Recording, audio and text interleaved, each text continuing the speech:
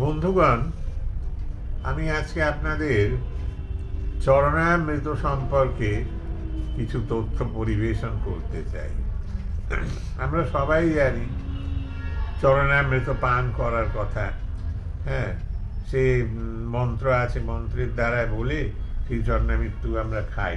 কিন্তু এই চরণামৃত্যুর ব্যাপারে কিছু জানার আছে, যেগুলো আমাদের কোন চরণামৃত আমরা পান করব, কোনটা করব না, এবং কোনটা আমরা ঘরে ছিটাবো, এই ধরনের কিছু ব্যাপার থাকে।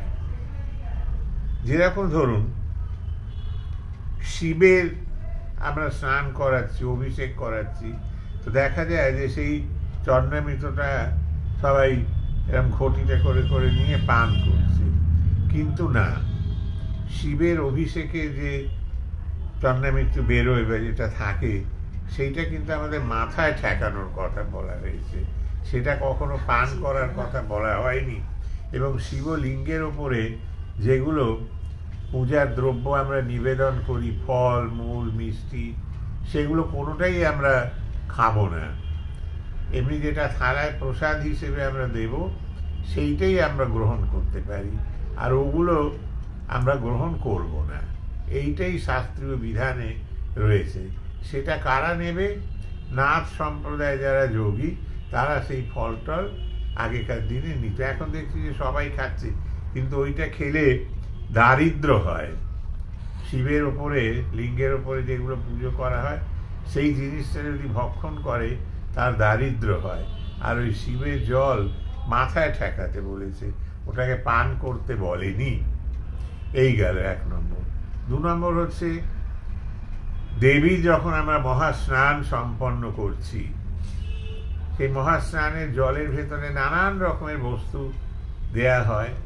সেই মহাস্নান যেটা সম্পন্ন হচ্ছে, সেই সম্পন্ন হওয়া জলটা অনেকে দেখি চরণামৃত্যু খায়। কিন্তু না, সেটা খাওয়ার কথা কোথাও লেখা নেই। সেটা বলছে যে সিঞ্চন করবে, গৃহে সমস্ত জায়গায় তোমরা একটু ছড়াবে, যাতে শান্তি বিধান হয়।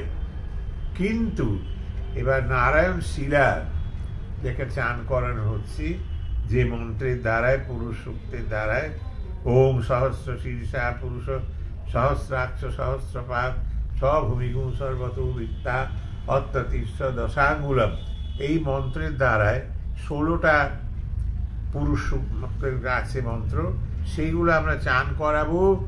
তখন চান করানোর পরে সেই জলটা নিয়ে বলতে হবে, অকাল মৃত্যু হরণং সর্বব্যাধি বিনাশনং বিষ্ণু পাদোদকম পিত্বা শিরসা ধারয়ামহম। অর্থাৎ সেই যে বিষ্ণুর পাদোদক আমরা খাবো, খেয়ে হাতটা মাথায় মুছে দেব। ওটা হাতটা ধোয়ার কথা কোথাও লেখা নেই, কিন্তু সাধারণত দেখি সবাই ধোয়ার চেষ্টা করে। তো মন্ত্রের মানেটাও জানতে হবে। এবং এইখানে আমরা দেখলাম যে একমাত্র নারায়ণের চান করা জিনিসটাই আমরা গ্রহণ করতে পারি, অন্য কোনো দেবতার চরণামৃত্যু গ্রহণীয় নয়।